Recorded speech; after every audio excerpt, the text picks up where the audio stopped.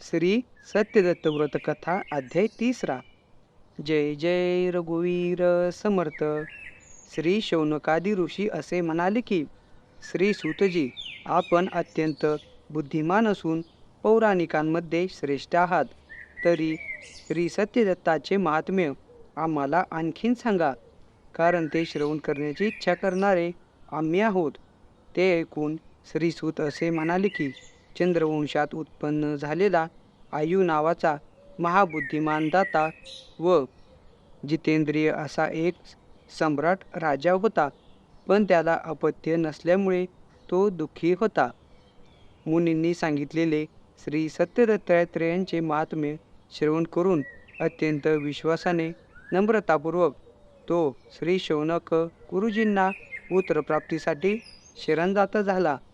तेव्हा त्यास श्री शौनक असे म्हणाले की, हे राजेंद्रा, श्री सत्यदत्तांचे व्रत यथाविधी कर. त्या व्रताच्या प्रभावाने तुला निश्चित सुपुत्र प्राप्त होईल. असे श्री सद्गुरूंचे वाक्य ऐकून तो राजा एकाग्रचित होऊन यथाविधी श्री सत्यदत्तांचे व्रत करता झाला आणि मोठ्या भक्तीने भार्या व बंधुजन यांच्यासह प्रसाद सेवन करता झाला. नंतर त्याच्या राणीस महापुरुषांच्या लक्षणांनी संपन्न असा एक तेजस्वी पुरुष येऊन त्याने आपणास मोठे पाणीदार मोती दिले व दूध भरलेल्या शंखाने आपणावर अभिषेक केला असे स्वप्न पडले. ते स्वप्न तिने राजास कथन केले. राजाही प्रांतकालीन स्नानकादी क्रियांनी शुद्ध होऊन ते स्वप्न श्री शौनका मुनीस सांगता झाला. ते ऐकून श्री शौनका मुनी असे म्हणाले की, अनुसूयेच्या गर्भातील रत्न असणाऱ्या श्री सत्यदत्तात्रेय प्रभूंनी हे फल अर्पण केले आहे. धर्मात्मा श्री विष्णुभक्त उत्तम अशा चंद्रवंशाला भूषण असा पुत्र होईल, हे या स्वप्नाने सूचित केले आहे. याविषयी काहीच शंका नाही. याच वेळी हुंडासुराची कन्या मैत्रिणींसह नंदनवनामध्ये गेली होती. तेथे काही भाटस्तुती पाठक लोक परस्परांमध्ये असे बोलत होते की, हुंडासुराचा नाश करणारा मुलगा आयु राजाला होणार आहे. असे त्याचे भाषण त्या मुलीने ऐकले आणि तात्काळ नगरात परत येऊन तिने ते वृत्त आपला पिता जो हुंडासूर त्याला कथन केले. दुरात्मा दुष्ट दानव हे ऐकून आश्चर्यचकित झाला. खरोखरच हा माझा शत्रू आहे, याला प्रयत्नाने मारलाच पाहिजे असा निश्चय करून तो राक्षस इंदुमती राणीस दुष्ट स्वप्ने दाखविता झाला. तथापि श्री दत्तांनी रक्षण केलेला तो इंदुमतीचा भाग्यवान गर्भ नाश पावला नाही. इतकेच नव्हे तर दिवसेंदिवस तो वृद्धिंगत झाला. पूर्ण दिवस भरल्यावर शुभकाली रवी, गुरु, शुक्र, बुध व चंद्र हे पाचही ग्रह उच्चस्थानी असून अस्तंगत नसताना महाभाग्यवान अशा पुत्रास इंदुमती प्रसूती झाली.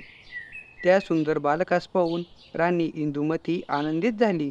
राजा श्री आयुही पुत्रजन्माचा महोत्सव श्रवण करून प्रेमाने पुत्राचा जातकर्म संस्कार करता झाला व अनेक प्रकारची दाने देता झाला.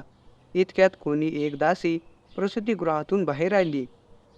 मायावी हुंडासूर पण त्याचवेळी त्या दासीच्या अंगात प्रवेश करता झाला आणि बालकाला तेथून नेण्याची इच्छा करणाऱ्या त्या राक्षसाने सर्वांना शीघ्र निद्रा यावी या हेतूने मंत्रविद्येचा जप केला. त्यामुळे राणीसह सर्व मोहित होऊन झोपले असता हुंडासूर दैत्य आपल्या खऱ्या रूपाने प्रगट होऊन त्या बालकाचे अपहरण करता झाला. त्या बालकासह आपल्या कांचन नावाच्या नगरात जाऊन त्या दैत्याने आपल्या प्रिय पत्नीला बोलावले व तिच्या स्वाधीन ते बालक करून दैत्य असे म्हणाला की, हे प्रिये, तू आपल्या समक्ष या अर्भकाला मारून व त्याचे मांस शिजवून प्रांतकाळी खाण्याकरता मला दे. बरे आहे असे म्हणून ती दैत्य स्त्री त्या बालकाला घेऊन स्वयंपाकघरात गेली आणि तेथे असणाऱ्या एकाला नावाच्या दासीला तिने कठोरपणे अशी आज्ञा केली की, कोणताही विचार न करता या बालकाला मारून व त्याचे मांस उत्तम प्रकारे शिजवून ते तू दैत्यराजास खाण्यासाठी दे. असे म्हणून त्या बालकाला दासीच्या हातात देऊन ती दैत्य स्त्री आपल्या महालात निघून गेली. त्या दासीनेही ते बालक मारून शिजवण्यासाठी आचार्याच्या हाती दिले. हुंडासुराची स्त्री विश्वासाने बालकाला मारण्यासाठी दासीजवळ देऊन दुसऱ्या कामाकरिता निघून गेली. तेथे फक्त ती दासी राहिली. नंतर त्या निर्दय आचार्याने नवीनच जन्मलेल्या त्या दिव्य बालकाला मारण्याकरिता त्याच्यावर शस्त्रप्रहार केला. पण त्यामुळे त्या बालकाला काहीच व्यथा झाली नाही. उलट श्री दत्तांचे चक्र त्याचे रक्षण करीत असल्याने त्या आचार्यांचे शस्त्रच मोडले. बालक न मरता सुरक्षित राहिले. ते पाहून या बालकाच्या सुदैवाने ती क्रूर एकला दासीही एकदम शांत झाली आणि ती त्या आचार्यास असे म्हणाली की, हे बुद्धिमान पाचका, तू या बालकाला मारू नकोस.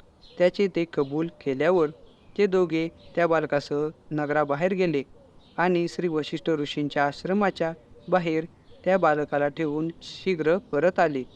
नंतर त्या आचार्याने एका मूर्ख शिशूला मारून ते मांस शिजवून हुंडासुराला विश्वासपूर्वक खायला दिले. त्यावेळी तो मूर्ख हुंडासूर मोठ्या आनंदाने मांस खाऊन स्वतःला कृतकृत्य समजता झाला. त्यानंतर प्रभातकाळी ज्ञानीपुरुषांमध्ये श्रेष्ठ असे श्री वशिष्ठ ऋषी आपल्या आश्रमाच्या बाहेर येऊन पाहतात.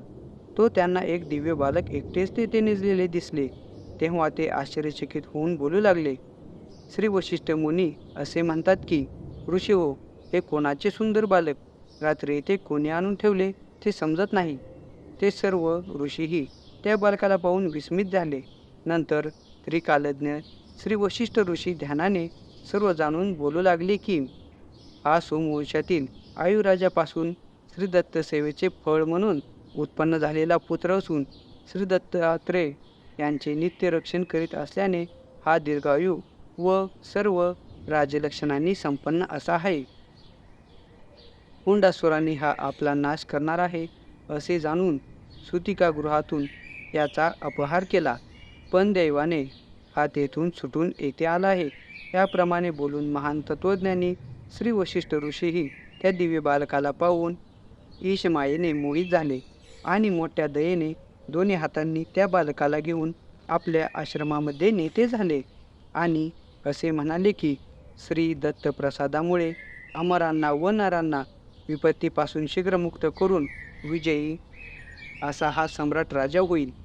याप्रमाणे श्री वशिष्ठ ऋषी बोलत असता देव पुष्पवृष्टी करत झाले, अप्सरा नृत्य करता झाल्या व गंधर्व सुस्वर गायन करीत झाले. त्यावेळी आश्रमातील ऋषीही संतुष्ट होऊन कुमाराला आशीर्वाद देते झाले. हा बालक दीर्घायुषी व ओजबल यांनी संपन्न होवो असा आशीर्वाद ऋषींनी कुमाराला दिला.